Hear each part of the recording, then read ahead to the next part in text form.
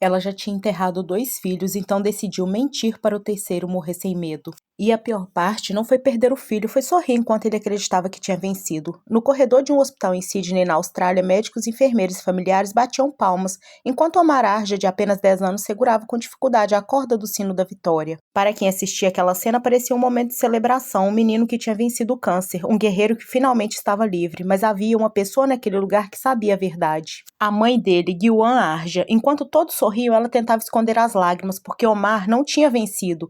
Ele estava vivendo seus últimos momentos e mesmo assim ela segurou a mão dele e disse: "Você conseguiu, meu amor, você venceu." E ele acreditou. Mas para entender essa decisão é preciso voltar alguns anos, porque a história de Omar não começou com o câncer. Começou com uma mãe que já conhecia a dor de perder um filho.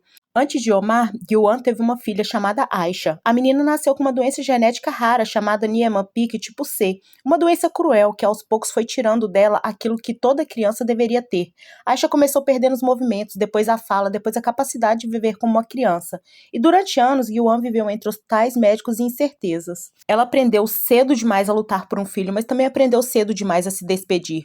Até que em 2009 ela perdeu sua filha, mas a vida ainda guardava outra tragédia. Anos depois, outro filho, Mohamed, um menino cheio de energia, alegre, que amava brincar e estar com a família, ele era o tipo de criança que enchia a casa de vida.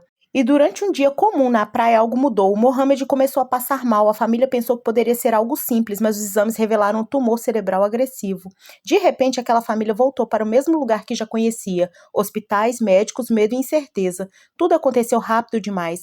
Cirurgias, internações, máquinas, lágrimas escondidas. E a mãe lembra que antes de uma cirurgia, Mohamed pediu um lanche. Ela prometeu que o compraria quando ele acordasse. Era uma promessa simples, uma promessa de mãe, mas ele nunca acordou. Poucos dias depois do diagnóstico, Mohamed morreu e Omar viu tudo.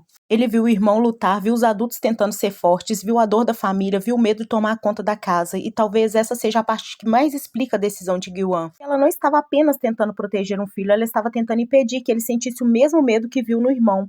Quando anos depois os médicos descobriram que Omar também estava doente, ela recebeu novamente a notícia que nenhuma mãe deveria ouvir.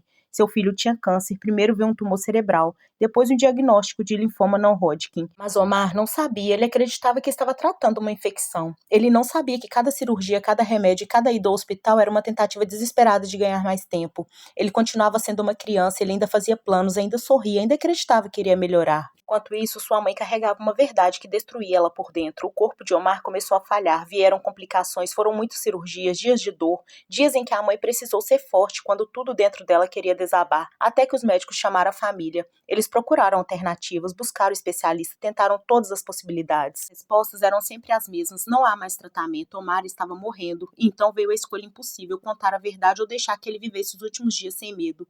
Gilwan escolheu o segundo caminho. Ela decidiu que depois de tudo que o filho já tinha enfrentado, os últimos momentos dele não seriam de medo, seriam de amor. E foi então que aconteceu aquele momento do sino. O hospital preparou tudo, os corredores ficaram cheios de pessoas sorrindo, médicos e enfermeiros aplaudiam. Omar tocou o sino. Para ele, aquele som significava: eu consegui, eu venci, mas para todos os adultos naquele corredor, aquele som tinha outro significado, era uma despedida. Depois que a história se espalhou, muitas pessoas começaram a criticar Gilwan.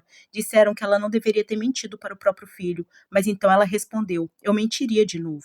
Para todo o ódio que eu tenho recebido por mentir para meu filho, dizendo que ele finalmente tinha vencido a batalha, vocês não têm ideia do que ele passou, de todo o sofrimento e das cirurgias pelas quais ele teve que passar.